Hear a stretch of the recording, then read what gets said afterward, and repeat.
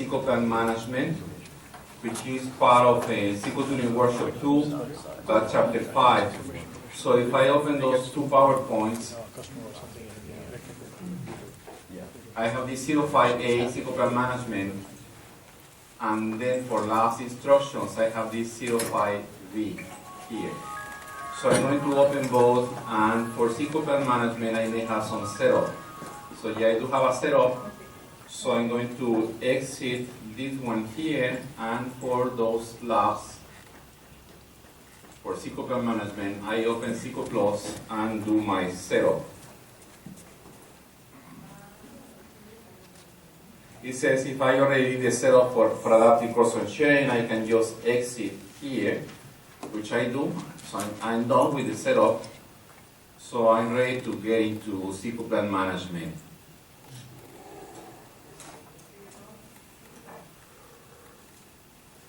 Okay, so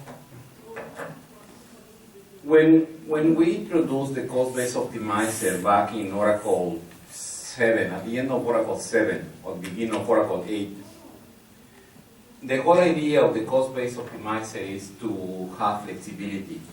So that means our data changes, we gather statistics, the CBO may produce a different plan. Which, I mean, that was the whole idea. I mean, every time your data is changing significantly and we regather stats, we produce a different execution plan, which basically the whole idea is to have the plan adapt to how the data is changing. That's fine. So that is plan flexibility.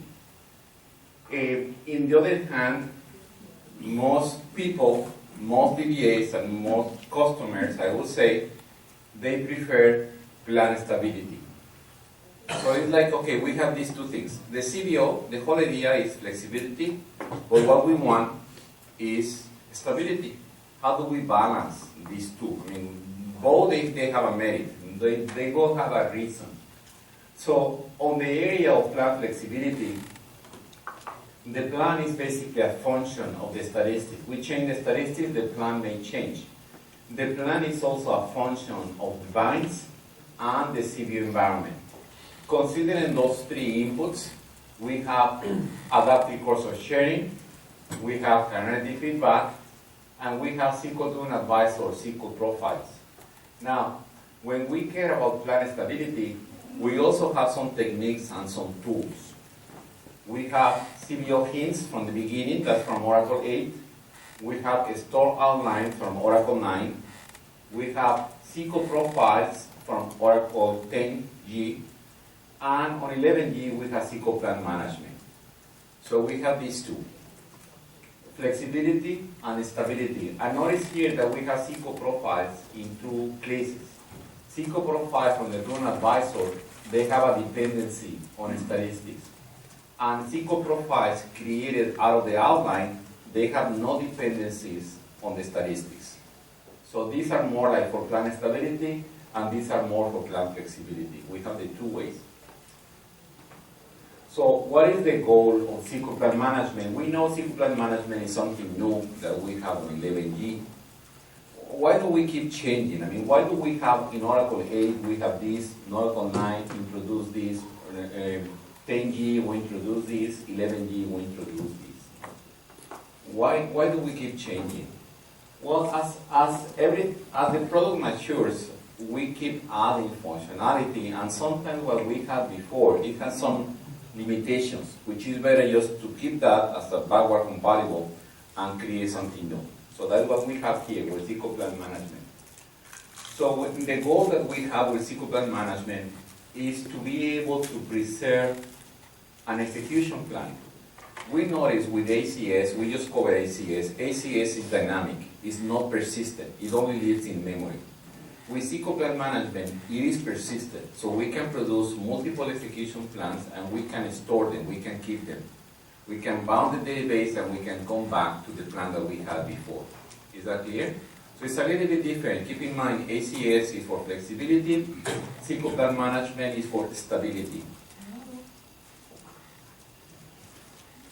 So one thing that we have new on SQL Plan Management is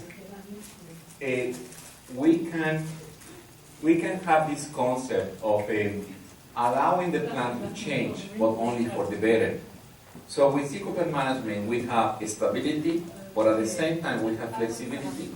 What do I mean at the same time? We want the plan to change, but this is something new that we have. We only allow the plan to change if it is for the better. Is that clear? So it looks like a win-win. It has some caveat, but it looks like a win-win. So we have the plan stability, and we have the plan flexibility through something that is called plan evolution. And we're going to talk about that. So I'm going to explain some concepts that we have. When we say SQL Plan Management or SPM, they are the same thing. And there is something new that we have on 11G that provides stability and control for our execution plans. We have the concept of plan history. Within the plan history, we may have plans that are accepted and we can execute, and we also have plans that we have seen but we haven't tested or we haven't allowed them to be executed. Is that clear? So plan history contains two types of plans. Plans that we can execute, plans that we have there but we don't want to execute. We have the two. Within the plan history, we have a subset of plans, which are the plans that we're allowing the CBO to execute. That is the baseline. Just keep in mind, the baseline is a subset of the plan history. The baseline means those are plans that we are allowed to execute. Okay? Plan evolution is when we take a plan from the plan history, we evaluate the plan, and we decide to promote the plan from the plan history to become part of the baseline. Is that clear? That is the evolution. And then we have SQL Plan Management Base. This is basically the repository. So we always refer to SQL Plan Management. We almost never refer to SQL Management Base, but just if you see this name someplace, it's basically the repository where we store plan history, baselines, and profiles. In terms of the repository contains the plan history, and within the plan history we have the baselines. The baselines are those plans that are enabled, they have been accepted. The plan history may contain some other plans that may have never been evaluated, maybe, or they were evaluated and they were rejected. They are there. Another way to see it, if we see the sys of stable space, we have this first layer, which is statements that are reproducible, meaning we can execute the same SQL more than once. And those SQLs which are repeatable, so not reproducible, repeatable, we may have a plan history. The plan history we may have is one or many execution plans for that SQL. And a subset of the plan history is the plan baseline. Remember, the plan baselines are those plans that we are allowed to execute. We are allowing the CDO to execute. So what is really SPM? Just think this way. SPM is something new that we have on 11G, which is going to build on top of the deficiency that we have with stored outlines and SQL profiles. Both these two, they have some limitations. For example, and let me just mention a couple limitations. These two, they allow you to create one execution plan per SQL, one and only one. So that means when you wanted to have multiple execution plans for the same SQL being alive at the same time, you wouldn't be able to do that. Another limitation that we have here is these two, stored lines and SQL profiles, they were basically a collection of hints. If one hint would fail, for example, if the hint is making a reference to an index and I drop the index, everything else was applied, which is like not necessarily what we want, because if we remove one of the things that we have to make that plan efficient, like having an index, we drop the index, we will still apply the hints out of the profile of the stored line. To me, that was a deficiency. So now, on SQL Plan Management, we have several improvements. We can enable persistent plans. We have the concept of accepted and non-accepted plans. We have the concept of evolving some plans. We only allow to evolve plans that are performing better. We can do that either manually or automatically. We have this concept of fixed plan. Fixed plan is like priority. If I have 3 possible execution plans and I want to use only one of them, I can set this flag as fixed flag, and I always use that one plan. So this is also interesting. So finally, we have plan stability and plan control and plan flexibility into one technology. That is what I see on SPM. So we control those. Everything that we use here is controlled through 3 flags. So we require 3 flags for every plan. What are those 3 flags? The first flag, it says enable. Another way to see enable is like deleted or rejected flag. It's the same. It's the same flag. A yes means this plan is active, we can use it. No, it means it looks like a logical delete or it was rejected. The second flag says accepted, or to me it looks like an active flag. If this is yes, that means my plan has to be enabled and accepted in order to be a candidate for execution. Any plan that I have on my plan history, if I see yes and yes, yes for enabled and yes for accepted, it's a candidate to be used for execution. The third flag that says fixed, it looks like to me a priority flag. If I have 2 plans that have yes and yes, but only one of them has a yes on the fixed, that is the one that is selected for execution. Is that clear? So this is to me like more as a priority. There are 2 more flags. 2 more flags. I say 3 flags. Actually, there are 5 flags. The flag number 4, which is virtual, that means it doesn't exist, to me is like rejected. If the accepted flag is no, this one says no, and we have a timestamp on the last verified column, that combination, that means the plan was evaluated and it was not accepted, therefore it was rejected. Is that clear? So that means you already went through the process of evaluating the plan and you decided to reject the plan. So the plan is there and it won't be used. So to me that's another flag. And there is one more that says reproduce. If it says yes, so that means the CBO can actually reproduce the plan. But what happens if you create this plan on the baseline and your plan has a reference to this index? Later on you drop the index and you try to use that plan. Guess what? That plan is no longer reproducible. Is that clear? So in that case, you will see this flag that says no, which means even though that used to be a good plan, that plan can no longer be used because it doesn't fit anymore. I mean, you drop the index that you used on that plan, you can no longer use the plan. Okay, now in terms of components, I see SQL Plan Management as 3 different components. Imagine that we have 3 development teams, and each one created this piece. It's 3 parts. And those 3 parts are totally independent. Let me try to explain. We have the SQL Plan Capture, which basically means how do we put an execution plan into the repository. That is one step. The second component is selection. For this particular SQL, the baseline contains 3 plans. When we parse the SQL and we want to execute the SQL, how do we select which one we use? We have 3 options. And the third component is evolution. I have all these plans on my plan history. How do I take this plan and promote this plan to be part of the baseline? Is that clear? 3 different pieces, they are disconnected, they work fine together, but think on this as totally disconnected. I'm going to explain each one in detail.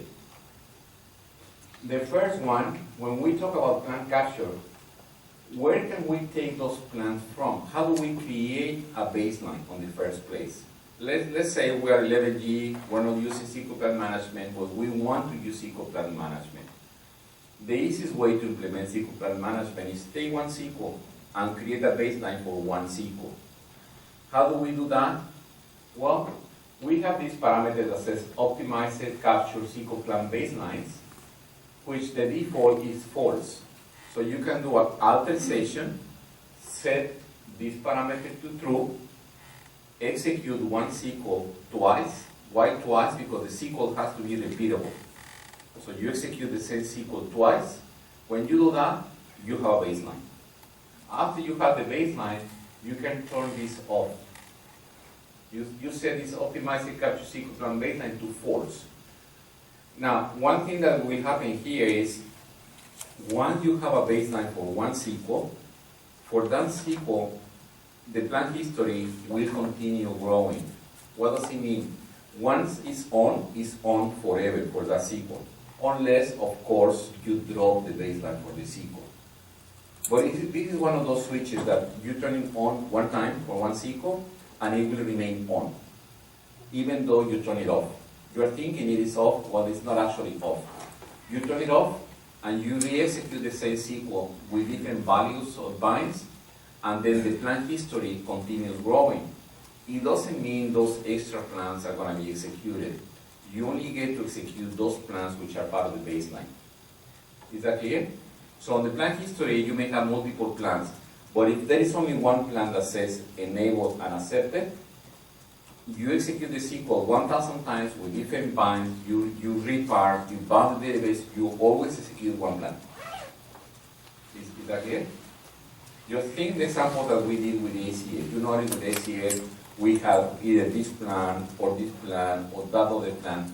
If you create a baseline with only one of those plans, you are basically stuck to use that plan, which is good, which is plan stability. That's what we want. Any questions so far? Yeah, go ahead. Do we need to create multiple plans for different bind variable values? Do we need to? No. It's a good idea. Yes, it's a good idea. Because think on this, ACS is non-persistent, this is persistent. So we can put both to work together and they work pretty well. I mean, ACS has the capability of creating all these multiple plans, right?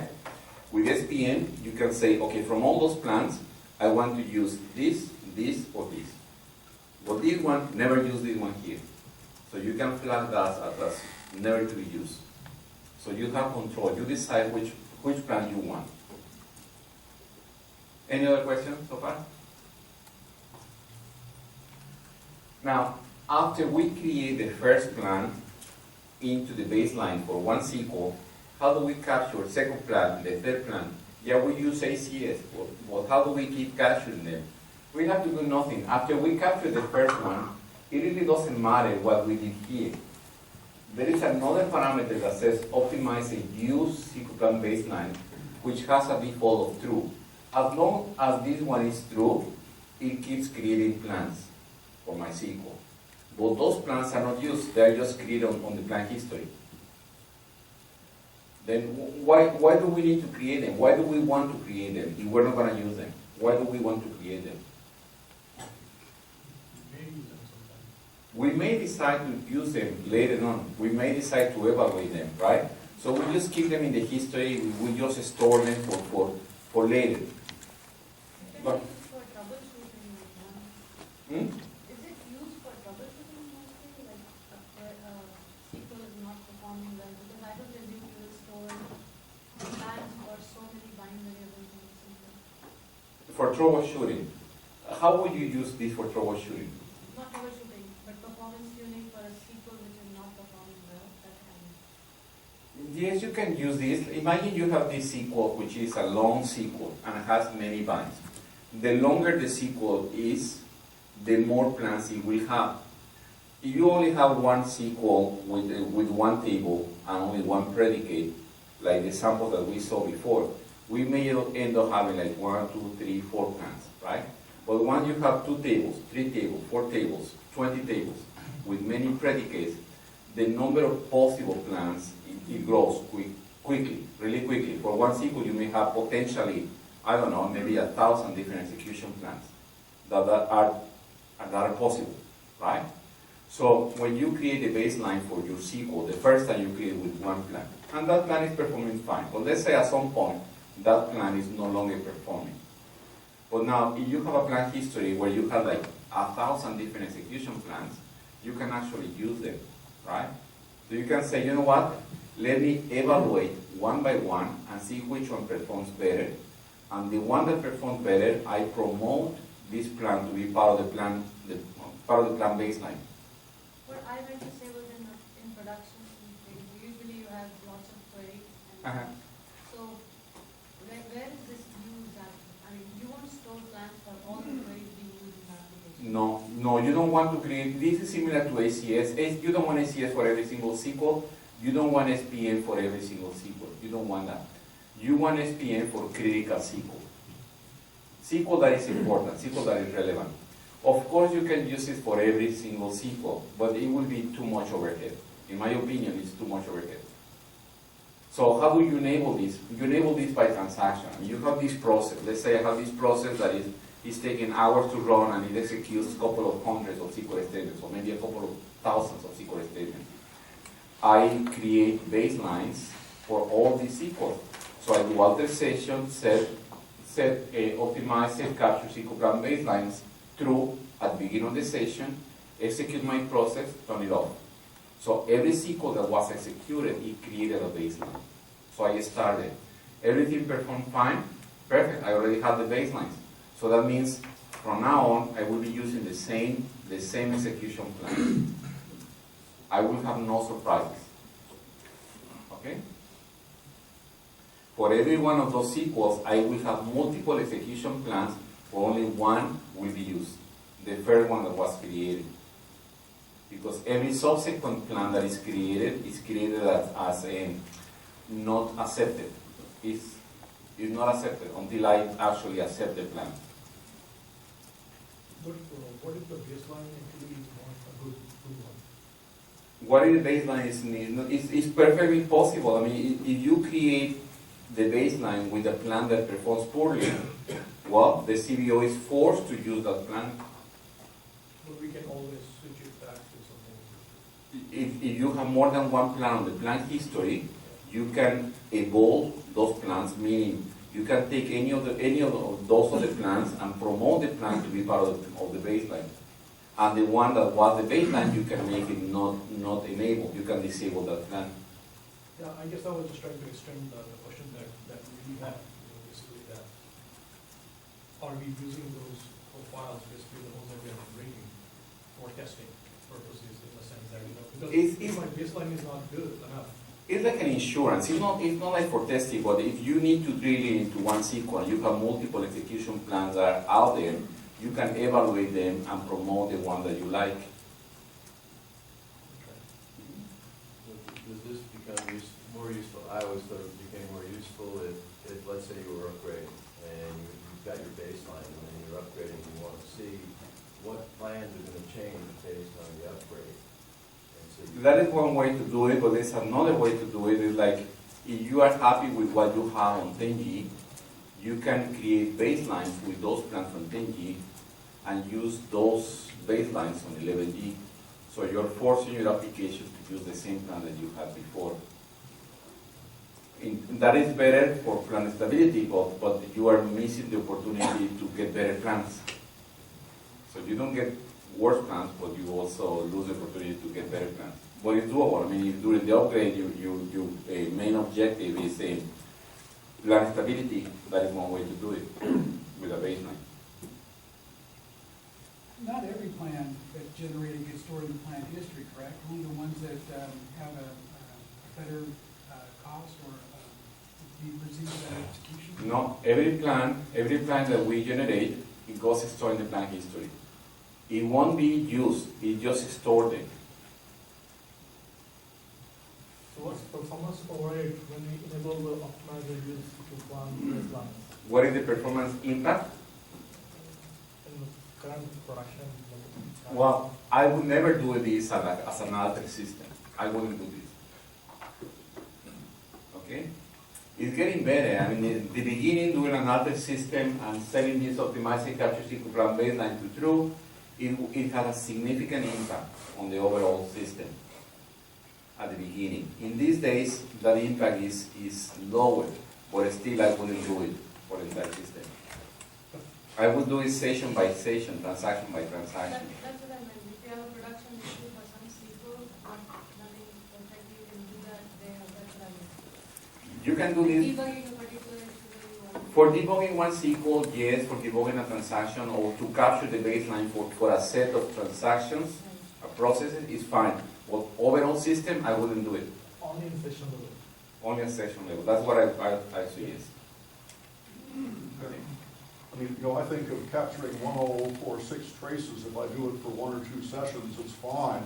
If I do it for the system, it's likely to kill me. Should I think of this much the same? It's the same thing, exactly the same thing. It has an overhead. I mean, you apply the overhead to everyone, you will feel the overhead. Okay? And worse than that, let's say that was an oops, right? And you turn this off. It's too late because once it is on, all those SQL that capture a baseline, they will capture in baselines. So if you are monitoring a VBA SQL baseline as a view, you have like 5,000 rows, and you turn it off. Half an hour later, you may have 10,000 rows. It keeps growing. Okay? Once it's on, it's on. Unless you turn this off. But if you turn this off, the second parameter, you turn off the functionality completely. Then you are stuck because you have some rows there, but you cannot turn this on. Otherwise, it will keep going. So you have to turn this off, wipe out everything, turn this back on the way it was before, and then do it right. Do it one session at a time. Okay? Anyway, so how does it capture? How does it work the capture? Well, when you issue SQL, we were saying here to capture the first one and to capture the second and the third. So how do we capture those plans? Well, when the SQL is first issued, let's say you start from scratch, you have nothing on SPM. You issue the SQL. It generates an execution plan. We generate an execution plan, the code base optimized. We say, is this SQL being tracked? That means, is the SQL repeatable? Have we seen the SQL before? If the answer is no, it's the first time we see the SQL, we create an entry in the SQL log. In the SQL log, it means that we only keep like the signature of the SQL. We say, yeah, we have seen this before. So we just keep the signature. So if the answer is no, we keep this one and we execute this plan. Not an issue. Now, next time, is the SQL being tracked? That means, do we have an entry on the SQL log? And this is persistent. So that means we bound the database and we keep track of this. We notice the SQL it has been seen before. Now the next question is, do we have a baseline already? If the answer is no, we don't have a baseline, well, this plan becomes the baseline, the first plan, and that is the one that we execute. Now, if the answer is yes, we do have a baseline, what we do is the following. If this one here is part of the baseline, if it is there on the baseline, we execute that plan, because it's the same. But if this plan here is not part of the baseline, we take this one here, we store this plan as part of the plan history, one operation, and then we choose an existing plan from the baseline, and that is the one that we execute. Is that clear? So we may create plan A here. That plan is not part of the baseline, so we store that plan, and then we choose a different plan from the baseline to be executed. So the rule is, if you have a baseline, you can only execute a plan out of the baseline. If you come out here with a different plan, it could be a fantastic plan, it doesn't matter, we don't execute the plan. We just store the plan and we execute one that has been approved, meaning it's part of the baseline. Is that clear? So when we want to display an execution plan from memory, so that means if the execution plan is on the share pool, we use this API, DBMS explan display cursor, we pass the SQL ID, the child number, and some format. And where do we find the SQL ID and the child number? We find those in v.SQL. This is known. When we want to do the same for the baseline, we use the DBMS explan, but we say display SQL plan baseline, where we have to pass the SQL handle, the plan name, and the format. Where do we find these two? We find these two from DBA SQL plan baseline. Very similar. Here we're finding those values, the SQL ID and the child number, out of v.SQL using the SQL text. Here on the baselines, we also use the SQL text, but we get from DBA SQL Plan baselines, the signature and the SQL handle. And that's what we pass to the API. There's an analogy, it's very similar. So I'm going to do this demo 1 here, which is also lab number 1. So in this demo 1, first I'm going to delete any profiles and any baselines that I may have on my system. I'm going to do that. Then I'm going to flush the share pool. I'm going to set this parameter to true, optimize the capture SQL Plan baseline, session level. Then I'm going to execute my SQL twice. This is the same SQL I use for ACS. So I'm going to execute this twice. Then I'm going to set this to false. Then I'm going to execute this same SQL many different ways with different binds, like on ACS. And then I'm going to display the content of $SQL area, $SQL, and DBA SQL Plan baselines. Then I'm going to use these scripts to show you the execution plan from memory and from the baseline. So we can see how it works. From this, between this one and this one here, once I execute this SQL twice, it will create a baseline for that particular execution plan. Everything else that I'm doing here, it will create plans on the plan history, but they won't be part of the baseline. Is that clear? So let me do that.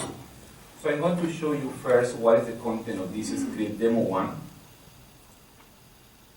So for demo 1 here, just close everything. For demo 1, it's going to say, I'm going to create a spool file, SQL Plan Management delete, profile delete, flush the share pool, AWR. I'm going to turn event trace SQL Plan Management. By the way, this is the way you trace SPM. On SPM, there is an event here that you can use to trace it, to see what's going on. Then I say alter session, set optimized capture SQL Plan baseline to true, assign the values 0 and n, which that was for the full table scan, execute my SQL twice, then turn this off. And keep in mind you have this script. You have everything that you see here, you have it on your files. This script is part of the labs SPM. This is demo 1. After I do that, I keep executing VB2, VB3. Remember all these scripts that I have with different values of the binds? And then what is this? Just read that PLSQL block.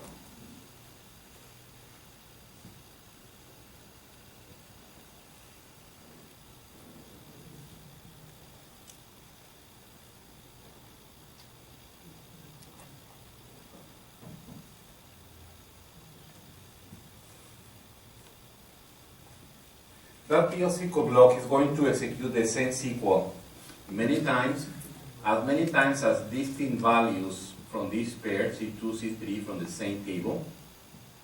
But you notice it's the same SQL, right? And that SQL is going to be executed like 80 something times with different values. These two are going to be combined. And after that, I'm going to show you the content of SQL area, SQL, and DBA SQL Plan baseline. This is what it does. For the same select count distinct C1, which is this select count distinct C1, which is the same as this Q1 that we see here. And if you don't remember what was Q1, this Q1 is the one here. Okay? I also put that Q1 over here. This is Q1, what you see here. It's the same SQL. What you see here and what you see here is the same SQL. Different format, but the same thing. So if I do demo 1 here, it says I'm going to delete baseline, fine, do it. I'm going to delete profile, fine.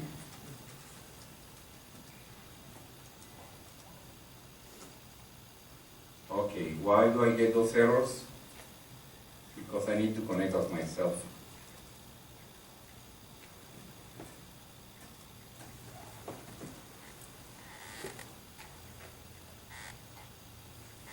Now when it's doing the PLSQL, this is the PLSQL piece with different values. The PLSQL was executed 83 times with different values of the bind, fine.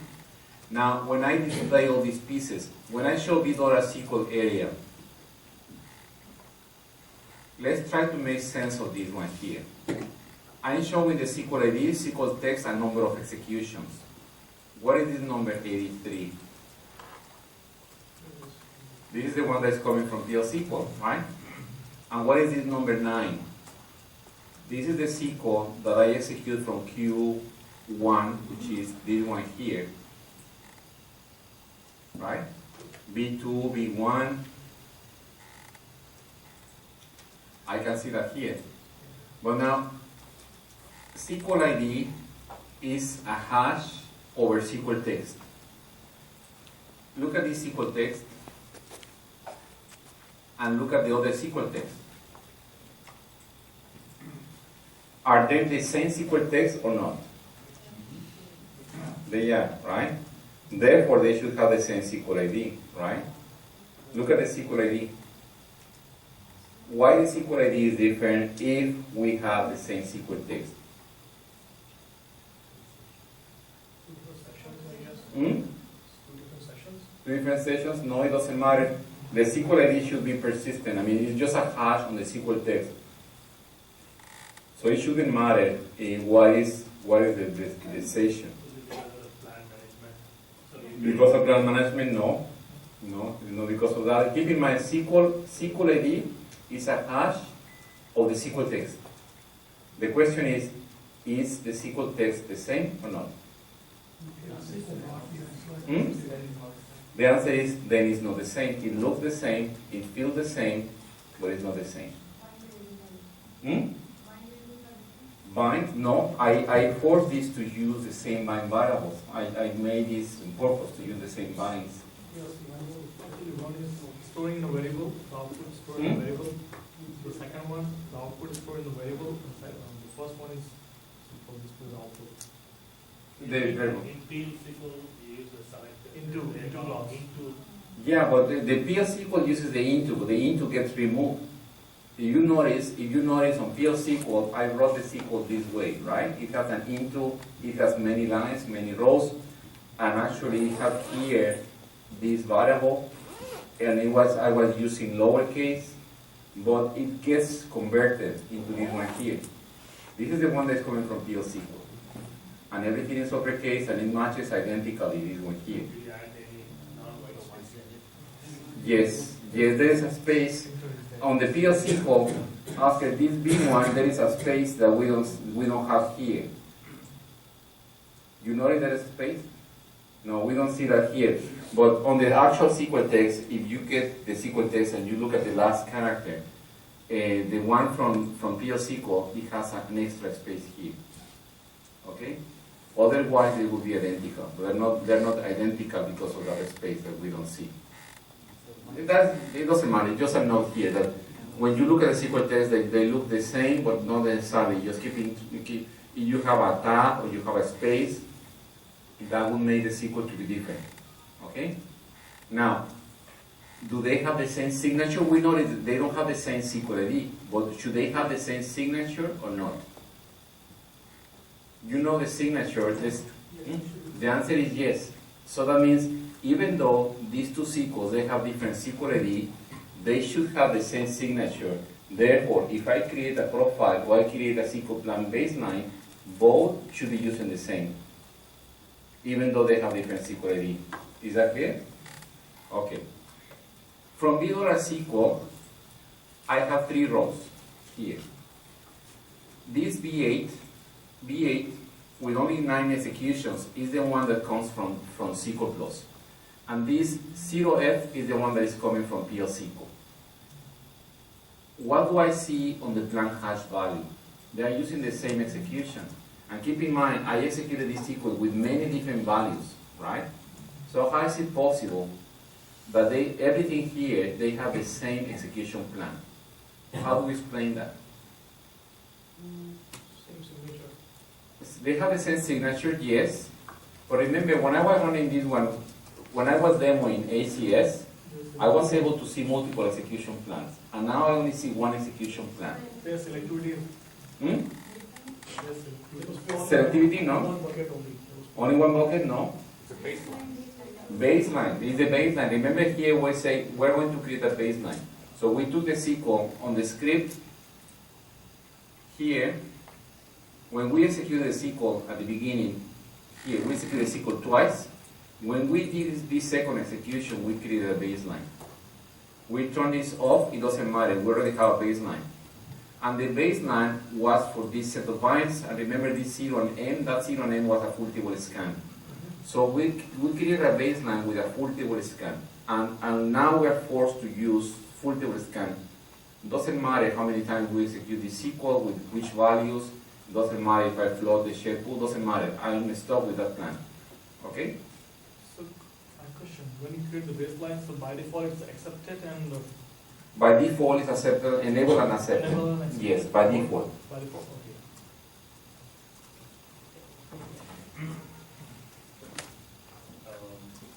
If the SQL ID with the child number, if you have a multiple plan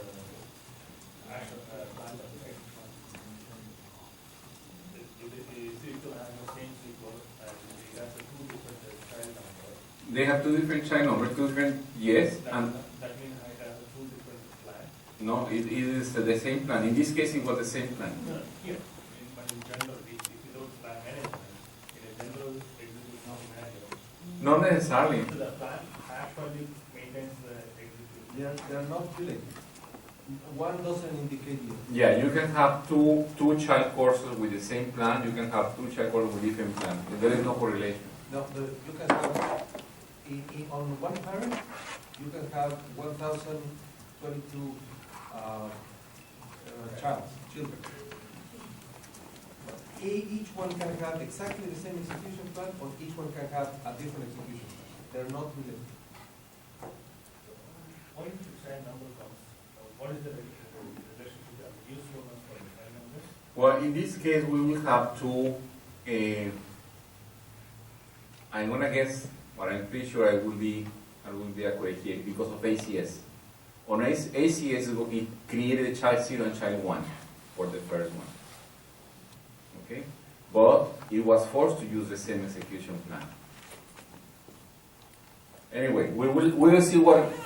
We'll see some extra pieces here. Just stay with me for a second.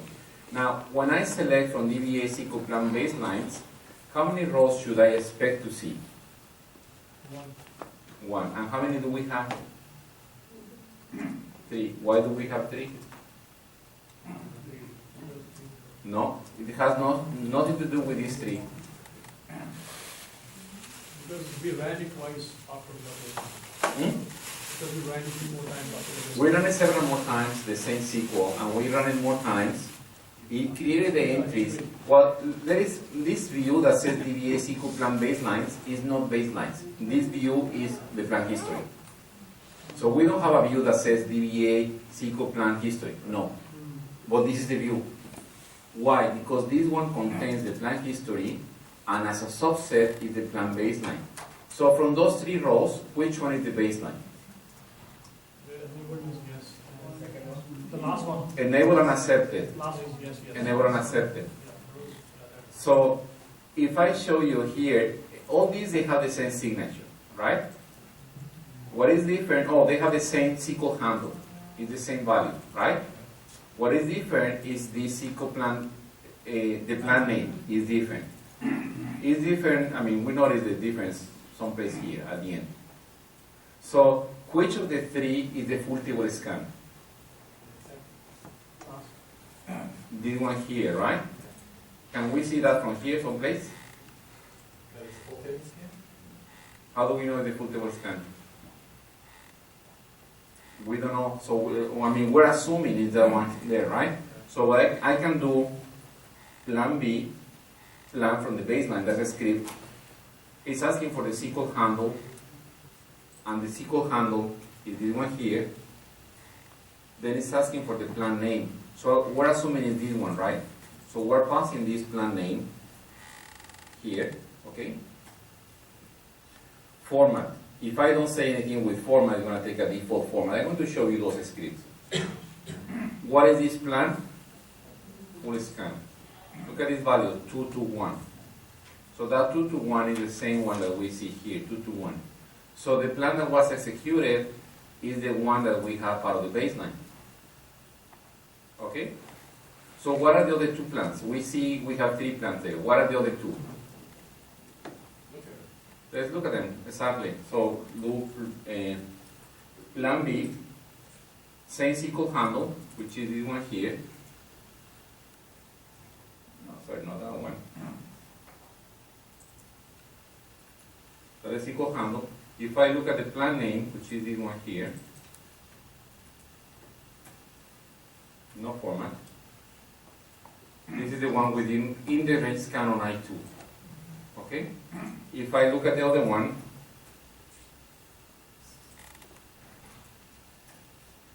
and take this SQL handle,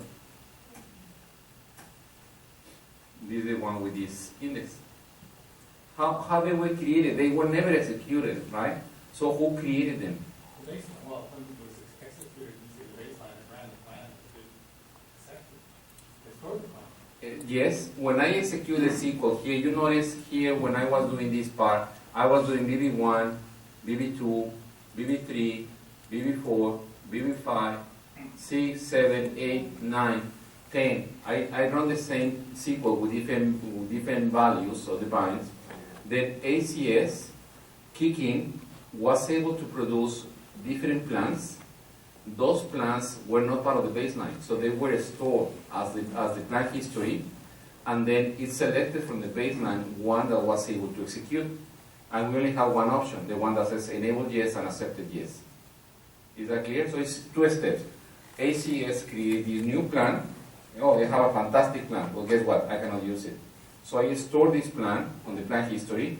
It's not accepted. It's just stored there. And then it chooses one that is enabled and accepted, and that is the one that is executed.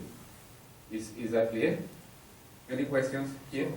So how do we, I'm sorry. Go ahead. So that means for any SQL query, we should see the two records in this table. Because we need to populate the plan, we need to run it twice, SQL query. We run it twice. The second time is the one that creates the first row here. The first time we want to store in a repository. The first one, it does nothing. It just keeps track of this SQL. It says, oh, I have seen this SQL before, so I know this SQL. The second time is the one that creates the baseline. One more question. Can we disable the plan for all the SQL in this table? Like instead of one plan is accepted and the Disabled. You mean you take these plans and change the status to be disabled? no, Yeah, we can do that. What is going to happen is this, in that moment we don't have a baseline anymore. Yeah, we can do that. Why would we want to do that? just in case suppose we are in process of just evaluating the plans and production system or any system, we don't want to just accept the whatever plan is accepted by default from the. Yeah, but if you disable them, it's like you don't have a baseline. So you're basically letting the CBO decide which plan to use, which is what we had before. With SPM, the whole idea of SPM is you decide which plans you want. So here we have two ways to act. And I always say this, we have like the two flavors of DBAs, right? You have the DBA that is very proactive, is very GI, the DBA that only creates one plan at a time, and it only creates the plan when it's absolutely sure the plan is going to perform better, right? You have the kamikaze DBA, in the other hand. The kamikaze DBA, it generates baselines for every SQL, bunch of baselines, right? And only when someone complains there is a plan that is bad, it disables that plan, the one that is broken. When you disable the plan that is broken, every other plan is a candidate to be used. So you see you have the two extremes.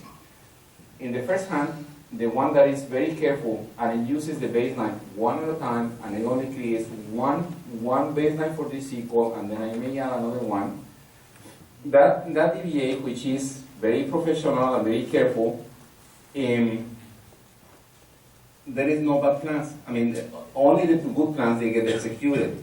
So everybody's going to be saying, what is this guy doing? I mean, we just see him like working on the computer, maybe he's just reading Facebook, right? The other DBA, I call this the lazy DBA or the cowboy DBA, is a hero. Because something breaks, right? And he can fix it very quickly. And that is the one that gets promoted and gets the bonuses. And it's It's true, right? Just think on a user. If user has these two DBAs, the one that nothing breaks, it will say, why are we paying this guy? I mean, what is he doing all day, right? But the other one that something breaks every once in a while and they can fix it very quickly, that is the one that gets all the credit. And everybody wants to be their friend. Okay? So there are the two styles that the SPM can play both ways. It can play with a very careful DBA, and it can play with a cowboy DBA. Okay? Just keep that in mind. I'm not saying one is better than the other. I'm saying the two are options. Okay, so we finished the demo. Everything was clear. Go ahead. Before the baseline is created, all the plans are executed or depending on the binary? Say it again. So the plan which was stored, it had index scan and full table scan. And full table scan was the baseline, right? Because the bind variables.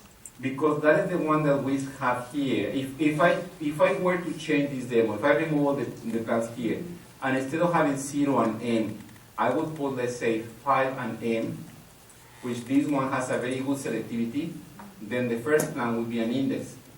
So And whatever gets executed just after second two. Yes, whatever was the first one, that is by default. You can change the behavior, but by default, when you capture a baseline, if the first one that gets captured, that is the baseline. And the second one you do the same. The second, everything that is captured afterwards is not going to be enabled. It's going to be there, but it's waiting to be evaluated by default. You can change those defaults. Okay? Yes? How long is plans stored? How long the plan is stored? Like over 1 year? Nobody set the retention policy? Hmm? Can we set the retention policy? How long should we stay those? Does it show how long it's going to stay? Well, it has a timestamp, and if the plan is never used, it will age out. It will be purged.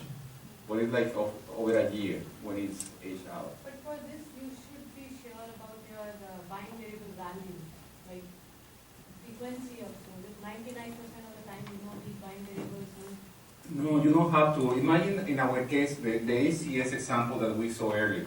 If we have these 4 different plans, and the 4, they perform correctly, they perform fine, according to the different values, we create a baseline with 4 plans. Instead of having only 1 plan, we create a baseline with 4 plans. So the CBO can choose 1, 2nd, 3rd, or 4th, depending on the values of the binds. Is that clear? But what happens if suddenly it generates a different plan, plan number 5? Why? Because someone created a new index with the 2 columns, for example. That plan is going to be created as a plan history, but it won't be executed. Is that clear? Yeah, think the baseline, not like it's going to have only 1 plan. The baseline should contain every plan that performs well for your SQL. It could be 1, it could be 50 execution plans. But you won't have surprises. I mean, you don't have a plan that is taken in fully because suddenly you have a new plan. That won't happen. so if you have a query where you are expecting 20 plans, you want to limit it to 5 and then. Not necessarily. What I do, I mean, when you look at the SQL T, to give you an example, when you look at SQL T and you see you have like 20 different execution plans, and you see the first 18, they have a reasonable performance, and there are 2 that have bad performance, I can create the baseline with 18 plans, and I just exclude these 2. Or it could be the other way around. From 20 plans, maybe 3 are performing well, the other 17 are, so I create the baseline with only 3. It all depends. Okay? Okay, do we have any other question here? No? Is it okay? So that is what we saw here. We did the demo, we noticed it created the baseline with 1 plan. There are 2 more plans on the plan history. So what happens if we want to create all these baselines in bulk? How can we create this in bulk? For example, we are going to do an upgrade. We're going to go from 10G to 11G, and we want to take whatever plans we have on 10G, and we want to create baselines with those plans. So when we migrate to 11G, we only use those plans. How do we go about that? This bulk, it doesn't contradict the automatic plan capture that we saw. Now, the difference between bulk and the automatic plan capture is when you go with bulk collection, everything that you import through this procedure is going to be enabled and accepted. Not only one plan. It's going to be, if you have 5 different plans for your SQL, you're going to take the 5 plans as enabled and accepted. Okay? How does it work? Let's say this is an upgrade from 10G to 11G. On 10G, your system is well tuned, you have a lot of plans. So the first step is you capture those plans into a SQL tuning set.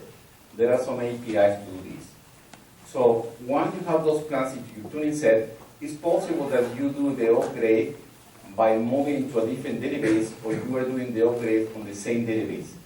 If you move from the 10G database to 11G database, you take the tuning sets, export, import, and now once you're on 11G, there is another API here that takes the tuning set and converts the tuning set into a baseline. Is that clear? So on the 10G, capture the tuning set. On 11G, unpack the tuning sets, and they become baselines. Those sources. This one here is what I just explained here. On the 10G, we capture those plans into tuning sets, that will be on the 10G, and then those plans are loaded into baselines using this API that says load plans from SQL set. This API is this one here. This is step 4. We can also use store all lines. If we're moving from a 9i and we have store all lines on 9i, we can get those store all lines and use this API like this step here. It's exactly the same, but instead of having here the tuning set, what we have here are the outlines. That is for 9i. We can also capture from memory. This is not like the auto capture that we saw before. This one, what it does, it is going to take whatever plans we have in memory. Imagine that we have ACS is active, and we have 4 execution plans for this SQL. If we use this API, it's going to take those 4 execution plans, and it's going to create a baseline with the 4 plans. And every plan is going to be enabled and accepted. Is that clear? So it's a little bit different. And the last one that we have here, if you already have a test environment and you already have your plans on your test environment, and you just want to take those baselines from test to production, well, on test, you create a staging table for baselines. You package those baselines into the staging table, export, import, and unpack. Is that clear? So those are the 4 options that you have to make it bulk with many plans. Any questions here? But you really wouldn't want to do that because of the overhead, right? What? The overhead of SQL Plan Management, have all of your SQL statements in baseline? You mean this one here, or general? In general. In general, you're right. In general, you don't want to do this with every single SQL. But with a subset, because when you create here a tuning set, you don't have to include everything. The one here, you include the one that you care about. Oh, okay. Yeah, also here, when you capture from memory, it's not like one or everything. Actually, to this API, you pass a statement that is basically the select from cache. Select could say where module equals this value or where action equals this value, so you can basically select a subset of equals. Yeah, so I understand what's possible functionally. I'm not clear on what requires additional licenses and what comes, without additional license. That's a good question. Whenever you use an API that says a DBMS SQL tune, which I don't see anything here, requires a license for the tuning pack.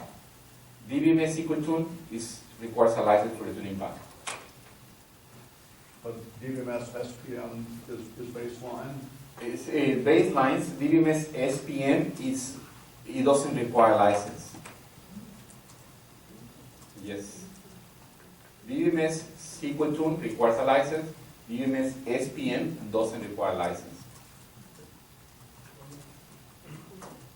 So, what do you want to do, like, export the plan from 10G to 11G?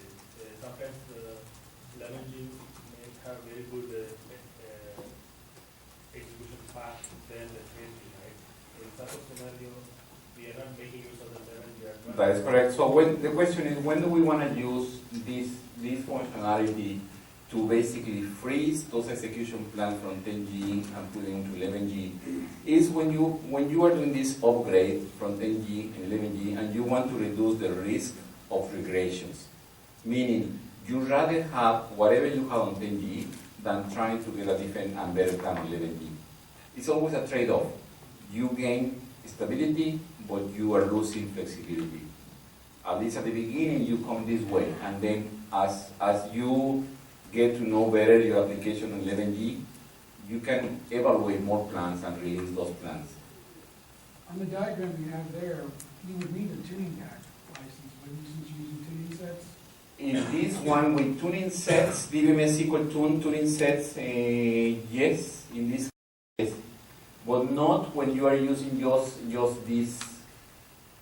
Well, this one is coming from this one. You capture those tuning sets with SQL Tune. So you are right. When you capture with SQL Tune on the capturing, you need a license. This one here, not necessarily. The DBMS SPM requires no license. But the SQL capturing the plans with the tuning set, yeah, you're right.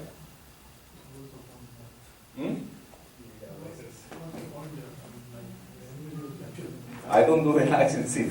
So.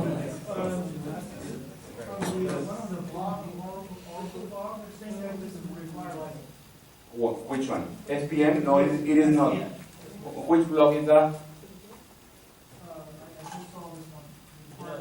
That makes sense. Mentioned that they're required. There's some confusion at the bottom. Well, in any event, I mean, we're actually, we're not licensed experts. We're technical. No, but yeah, for tuning sets, for this one here, for the tuning, let me just try to explain this. For tuning sets, for this you require license. For SPM by itself, you do not require license. So that means if you are going from a store outlines here, from a store outlines to SPM directly, you require no license. But yes, but there's also no, licensing, all these things are general terms, but companies have very often their own negotiations taken care of. Like Exadata, the customers have Exadata will have all kinds of licensing included just by having the Exadata in. So if whatever license in another generic term will not work in another environment, might work. So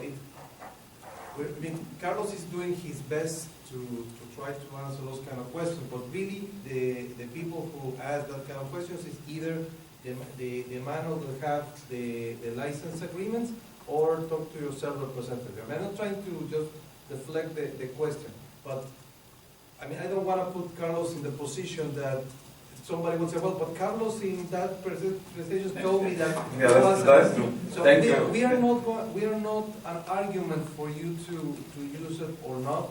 Even, I mean, from our perspective, we show you this, and if it requires a license, well, better for Oracle, right? I mean, you will have to buy it in order to use it. Our objective here is not to, it's not a marketing sale, not to advise you legally about what are the things about the marketing or the license. We're just doing our best effort to try to communicate to you, I mean, things that will help you stabilize your system and get a better productivity. No, I guess the question there was that it was something that we can use free of cost. Again, I'm terribly sorry, I mean, I don't know. The policy might change tomorrow. Or for your company, you already may have something, or it will be too expensive for you to use anyway. I have no idea. We should, I mean, as much as we want to keep the conversation going, and we love the feedback from you guys, really, we are not licensing experts. Yeah, we can just tell you what we know, but yeah, Abel is right. We may say something wrong here. So. Yes. Okay, so anyway, so we have all those different options. So now let's move to selection. I have a question. Yeah, go ahead. Just to avoid testing the different plan of production, so if you do it in a test environment, Can we import the plant, good plant to production by using this method or any? Yeah, that one is the one here. Same thing? Yeah, in this one we're using SPM, so you create a staging table, you put the baselines inside the staging table on the source system, then you do an export, an import, and after you do the import, you unpack. So create a staging table, put everything on the staging table, export the staging table, import the staging table, unpack. Okay, so now, selection. So now imagine now that we have 3 or 4 execution plans on the baseline. So that means the CBO can use them. How do we determine which one we use? That selection that happens at parse time. I mean, we parse the SQL, we find all these plans on the baseline, we say we have these 4 options. How do we decide which one we use? Well, it goes like this. The first step, the CBO is going to generate an execution plan without looking at SPM. It generates an execution plan, the first step. Then, if there is no baseline for this SQL, that is easy, because if there is no baseline, we use the plan that we created here. Now, what happens if there is a baseline? Well, if there is a baseline, we take this new plan and check it against the baseline. And we see, do we know this plan? Do we have already this plan on the baseline? If the answer is yes, then we use that plan. If the answer is no, we insert that plan on the plan history, we forget about that plan, and then we use one that is part of the baseline. When we do that last step, when we're selecting one plan from the baseline, we do costing. We take the selectivities of the values that we have, we plug them in on the different plans that we have on the baseline, which could be 1, 2, 3, 4, 5 plans, doesn't matter. We recompute the cost, and we take the one with the lowest cost, and that is the one that we use. Is that clear? That is how it works. So the SQL is issue, we generate the plan first without looking at SPM.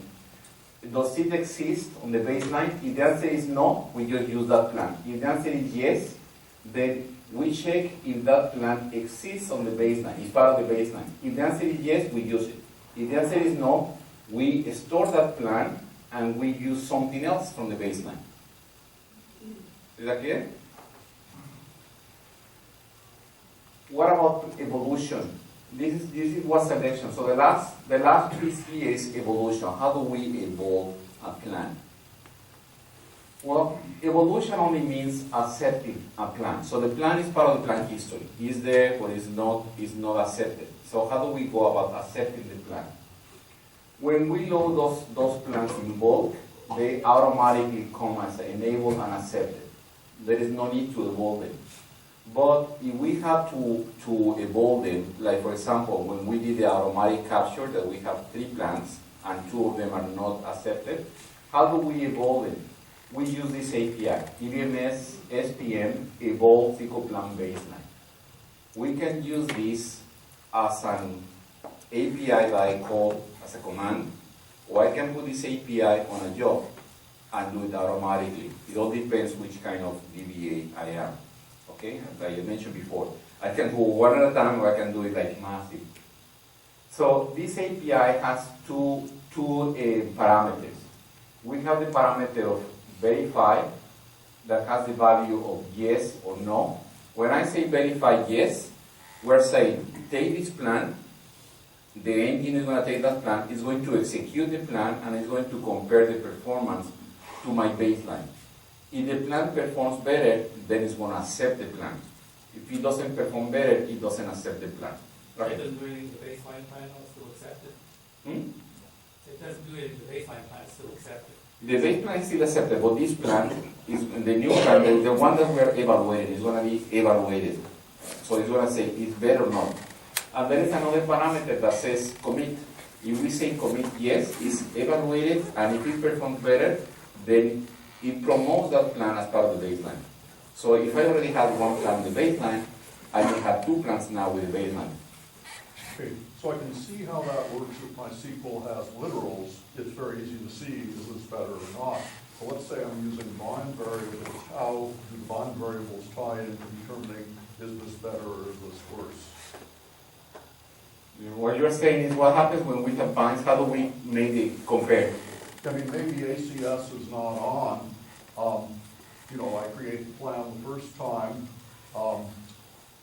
Maybe it's, you know, better than what's already stored, maybe it isn't. Maybe what was stored was done with different bind variables.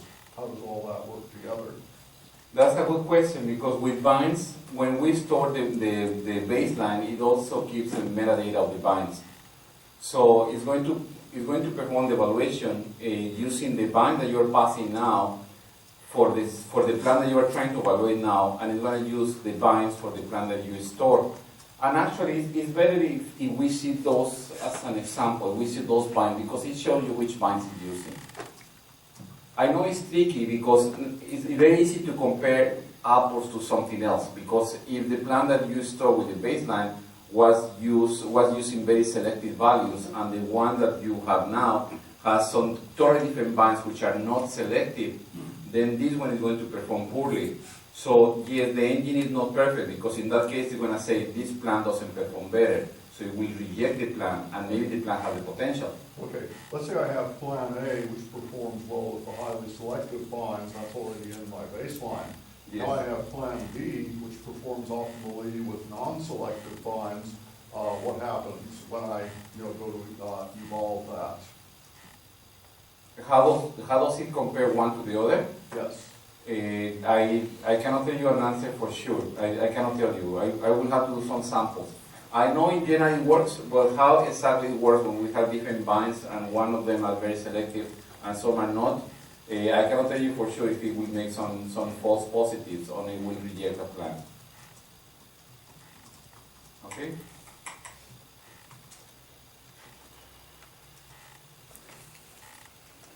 So we have three options here. We can either say, accept the plan, but only if it performs better. The second option is, accept the plan, but don't do any performance verification, just accept the plan because I know this is a good plan. So I skip the verification. And the third option is, perform the compare, so that means evaluate the plan, but don't evolve it. Just tell me if it performs better or not. And those three options that we have here, we can control them by two Boolean flags, which are verify and commit. For example, this one here, accept the plan only if it performs better, that would be what? Verify yes, commit yes. What about the second one here? Accept the plan without, we say verify no, commit yes. And what is this one here? Verify yes, commit no. And what would be no, no? That is for managers, right? So we keep them busy. It doesn't do anything. If we say verify no, commit no, we're doing nothing with this API. Okay. So following up on the bind variable topic, let's say, your earlier example, I've got three plans. One does a full table scan, one uses index 1, and the third uses index 2. Clearly, which plan is best? The answer is it depends on the bind variables I'm feeding in. How does the selection process decide which of the three plans to use if all three have been accepted? Okay, now we're talking the selection. Let's say we have the three plans are part of the baseline. Okay? Yes, and all are eligible to be used. Yes. Okay, we have the three. Imagine that we store the three plans. It's like an Excel spreadsheet. I mean, we have the plan, but we have to plug in selectivities. So with the value that we pass on the bind variable, the value could be very selective or not. If the value is what, regardless if it's selective or not, we take the selectivity and we plug in the selectivities in each of these three plans, and we recompute the cost. The one that comes with the lowest cost is the one that we select. So that means in some cases it will be plan A, in some cases it will be plan B, and in some cases it will be plan C, which is what we want. We want to have the capability of choosing different plans depending on the selectivity that we pass. Is that clear? Yes. Okay. So how would we attach that into that particular selectivity that we have to do?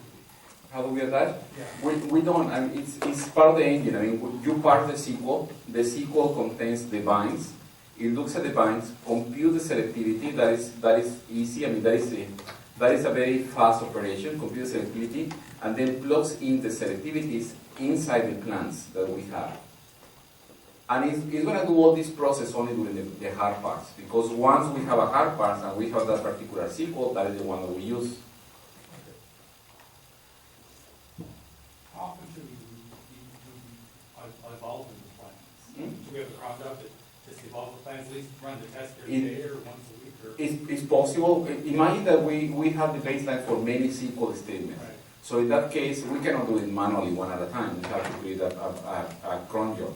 We can put the cron job to run daily, right? So evaluate everything that is out there and promote only the ones that perform better. So that's pretty conservative. We can do that. Now, if I am the DBA, I'd rather do this job during my working hours. So if something breaks, I can react. But if I have a cron job that runs at midnight and is doing this automatically, it will promote some plans, and the next day, or maybe at 4 a.m. in the morning when someone is working with the application, suddenly I have a new plan that I have no real experience. Because the agent can say, oh yeah, this is a good plan. But actually, when the plan is used, is when it's going to tell you the truth. Is that clear? How about a resource intensive job? It's going to be intensive because it actually executes the SQL. So if the SQL is taking 20 minutes to run, well, it's going to take 20 minutes to evaluate one SQL. At least 20 minutes. So it's going to be intensive in terms of resources. It's not like that sprint plan where you can just run it without actually executing. Pardon? It's going to execute. And it has a timeout. I mean, if it takes longer than X minutes, which is the default is like 30 minutes, it's going to time out. Is it going to be executed by the sys or by the actual application? How it executes internally, I cannot tell you for sure. I mean, I'm guessing it's by the application user, but I'm guessing. Okay, I don't know for sure. Okay, so the API looks like this. I mean, we specify the SQL handle, we specify the plan name, the time limit, that is by default this auto limit, which is 30 minutes. And then we have those two flags, and it returns a CLOG. The CLOG is the output of the evaluation. So as an example, I can do something like this. I can specify the SQL handle, the SQL plan name. I'm going to do this demo. So I'm going to do this one at a time. We have two plans. Let me do this one at a time. That will be lab number 2. And this lab number 2 is a evolve plan. So I come here and say, you know what? Evolve plan. And it's going to run this API. It's asking for the SQL handle. The SQL handle, I already have this one here, right? It's going to say, what is the plan name? I'm going to take the first plan name that I have here.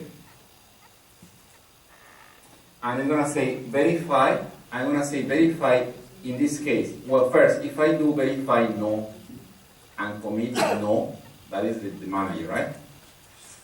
So this is a report. It produces a report that says evolve SQL plan baseline. It says if we check both verify and commit values are no, so there is nothing to do. So if I say no, no, nothing to do.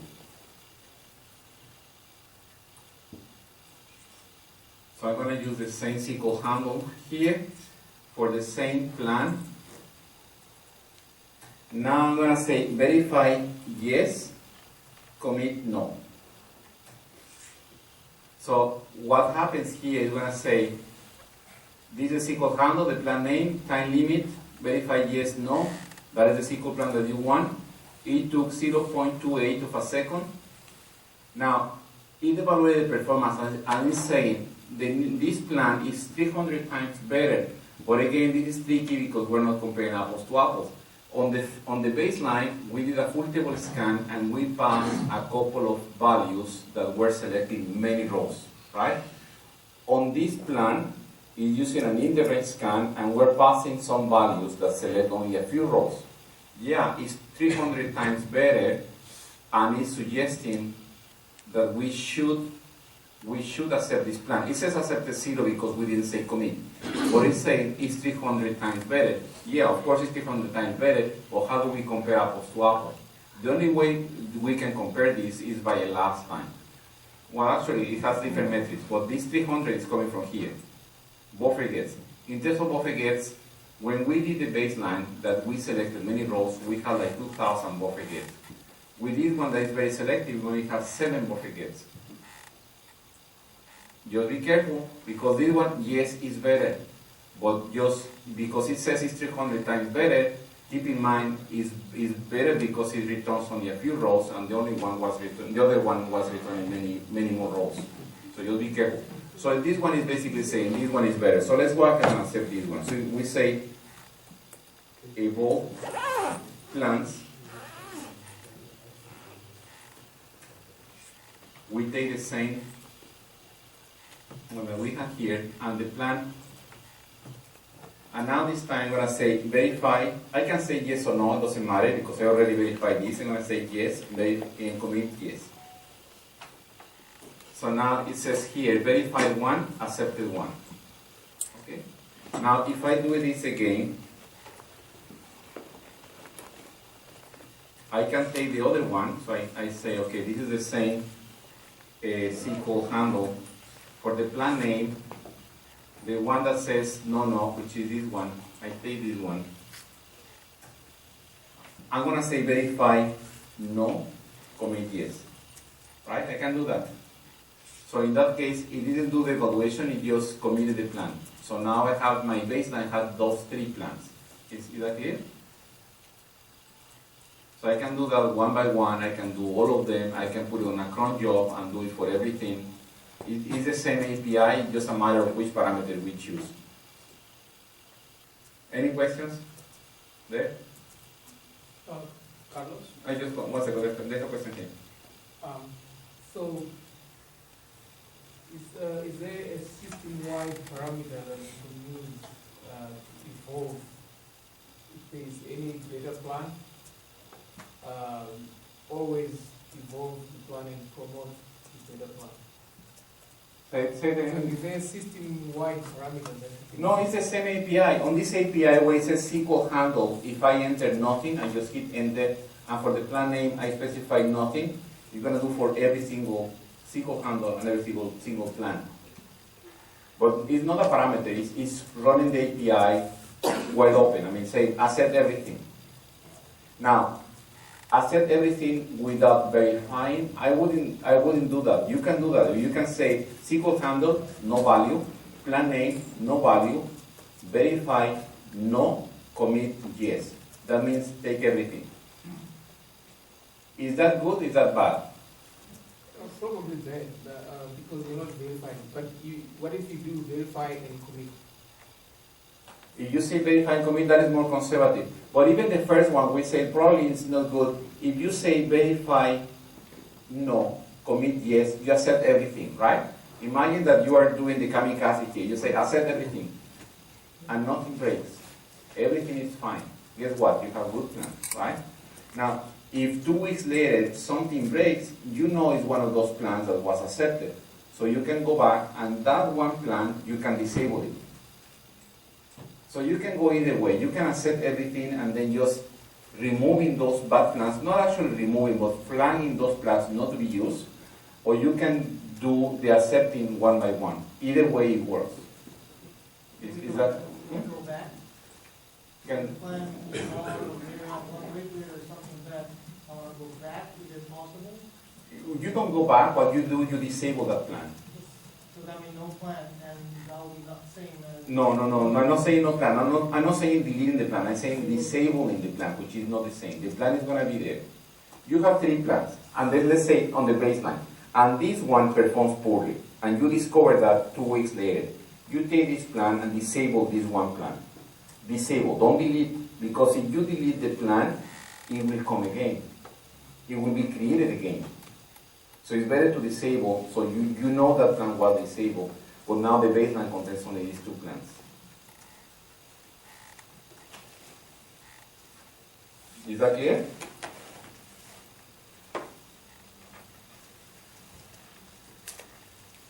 so let's continue here. And that disable actually also happens through the same API. No, it's the next API. Okay. So on this demo 2, we execute the script twice, then we preserve profiles and baselines, we flush the share pool, we execute the SQL many times. Everything is done on the same on this demo 2. And then we look at the state of these DBA SQL plan baselines. So I'm gonna execute this demo 2 twice. I say demo 2, demo 2. Actually, I'm going to execute 3 times. It doesn't matter. So it's going to take just a moment to execute it 3 times.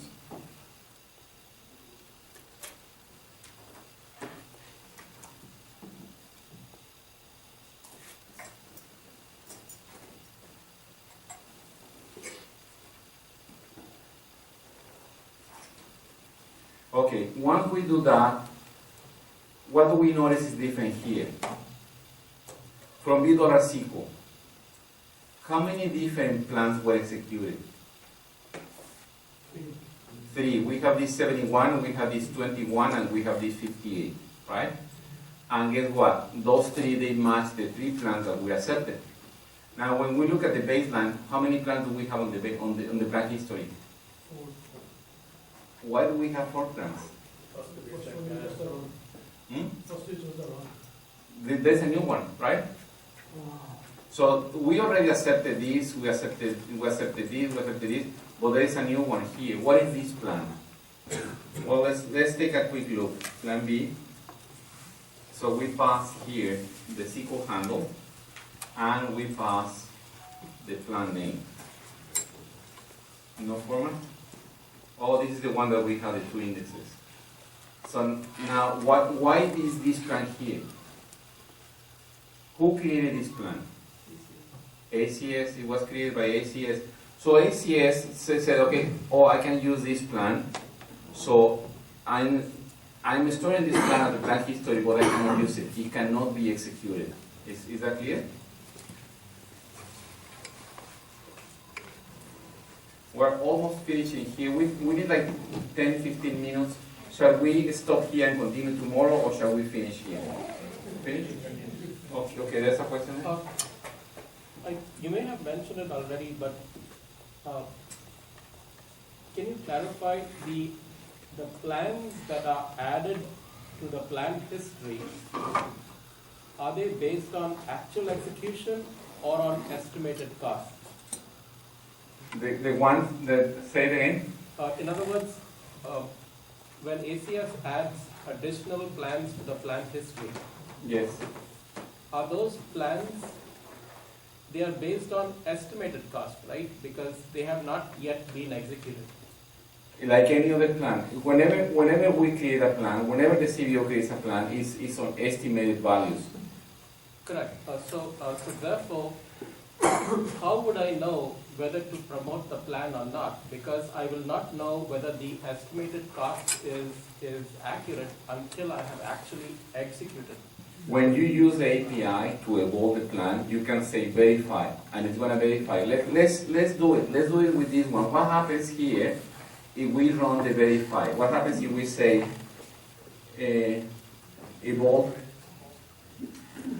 plan? So we take the same SQL handle, because that hasn't changed. And now the plan that we have is the one that says no, right? Which is this one here. So we take this one and we pass that. And we say verify yes, commit no. It's saying the verify took this time. This plan is 25 times better than the baseline. Or what is the that we are comparing? What with what? Well, this 25 times, where is it coming from? A plan performance criteria, 25 better than the baseline. Oh, it is one here. It's taking, in this case, buffer gets. From the baseline, the one that it took from the baseline, it had this many buffer gets, and this one has this many buffer gets. So according to those numbers, it's saying, this one is 26 times better. Just be careful when we're comparing things from the baseline to things from this plan. We're not necessarily comparing apples to apples, because what happens if in the baseline, everything that we did was with a predicate that was not very selective. And now this one is very selective. Of course it's going to be faster, but it's faster because we have less rows, or it's faster because it's more efficient. We don't know that for sure. This one is just comparing those numbers, say, oh yeah, it's 25 times better. So it's up to us saying, you know what, yeah, I can see it's 25 times better because of the buffer guess, but actually I know if I execute the SQL, it returns 2 rows. If I execute the SQL, it returns 200 rows. So actually the other one is more efficient than this one here. What if the SQL statement had bind variables? How would it verify? How could I execute? This SQL has bind variables. So this is the situation. This SQL has bind variables. So on the test, for this one here that says test plan is easy because I'm using the binds that I have on my SQL. But when I compare to the baselines, it doesn't matter if I use the binds from this execution or the binds from the baseline, I will always make some mistakes because those plans, they may return different number of rows. So when I look at these numbers, I need to be careful because the fact that it says it's 26 times better, yes, it's 26 times better if I just look at the buffer gets standalone. But I should actually look at the buffer gets together with the number of rows returned or number of rows processed. We don't have that here. So just be careful because when it's saying this plan is better, it's possible it's really better, but it's possible it may not. Okay, thanks. Okay? What does the row process indicate then? Yeah, what does that indicate? Saying that the rows are different. Doing account start, this SQL, View count stuff. yeah, so when it's account start, it's an aggregate, so it may not necessarily mean a lot. And what's the deciding factor when you run this evolved plan, then you decide, okay, this is one act, then the result for this one. It's like 3 times better. Like 3 times better, but this one is like 26 times better with one of these metrics. In this case, the metric was buffer guess, but the metric could be a last time, for example. A last time was only slightly better. So using more than one metric, in this case, is saying 26 times better in terms of buffer guess. But it's that just be careful because it's going to accept more than what we want. Okay? Looking at the elapsed time, based on time, we are working much faster because it takes only 5 milliseconds to be retrieved 1,000 lines. Whereas this plan is taking 12 milliseconds for just our game. These are buffer guess, these are rows, these are buffer guess. It's not with buffers, right? Yeah. It doesn't matter which metric you use, there will be cases where it's false. Just be careful because if your criteria is buffer guess, in this case it's saying buffer guess is doing much better. But now if you look at the last time, you say, you know what, this is slightly better, should I promote this plan or not? So just be careful. Whenever you want to automate something like in this engine, like a black box that is going to tell you which plan is better, it's going to make some mistakes. So it's going to give you some false positives and some false negatives. Just be careful. Okay? Okay, what is the worst that may happen? That you accept a plan and the plan doesn't perform as you were expecting. You disable the plan. Okay, so it's not that bad. I mean, you have better control of it, but it's not perfect. It's coming next. We're almost there. So which attributes can we change? We can change the enable flag, we can change the fix flag, the auto purge, the plan name, and the plan description. And this is the API. We pass the SQL handle, the plan name, then what is the attribute name that the attribute name could be enable flag, and then the attribute value. This is an example. In this case, the attribute name, we are changing fix, we're changing the plan name, it could be any of those values. So enable, we can change from yes to no, from no to yes. It's another API that is alter SQL plan baseline. So I'm not going to do the last demo, which is the last demo. Basically, we just change the plan, saying we take the plan from all these plans. I take the plan with the full table scan and make it fixed. So therefore, even though I have 4 plans that have been accepted, only the one that says fix can be used, which is like priority. But this demo is trivial. It's just changing that flag, and from that moment on, I can only use that one plan. So some what ifs. what is, almost there, so 4 slides. What if I can only reproduce the good plan with hints? Imagine I have this C code, I get a bad plan. But I know that if I tweak the C code with a hint, I get a good plan, okay? Now, I have part of the solution because I know the good plan, right? But how do I attach the good plan to the original C code? Through a baseline. That is doable, and there are like 6 steps. Those steps are documented on this node, and there is also a script inside SQL key that automates all these steps here. So you pass what is the SQL ID of the modified SQL, the one that contains the hint and produces the good plan, and what is the SQL ID of the original SQL. And it's going to create a baseline taking the good plan and attach that baseline to the original SQL. Okay? With one script, 2 parameters. Or you can follow these 6 steps. But there are methods in which you can take the baseline from one SQL and attach the baseline to a modified version of the SQL. Okay? How else can you read it, do the same thing, right? How else can you do the same thing, like you read and that SQL twice by enabling the capture baseline plan? Say again. We can do the first step, like say the capture baseline plan true and then run twice and then make it pass. Yeah, but you have the baseline to the modified SQL. Here is how do I attach that baseline to the unmodified SQL. We can discuss this tomorrow. We're getting late here, so we can discuss this tomorrow, how we do these things. Here in this slide, basically what we're saying is, don't mix and match. You don't mix profiles, stored lines, and SQL baselines on the same SQL. On different SQLs, you're fine, but don't mix technologies.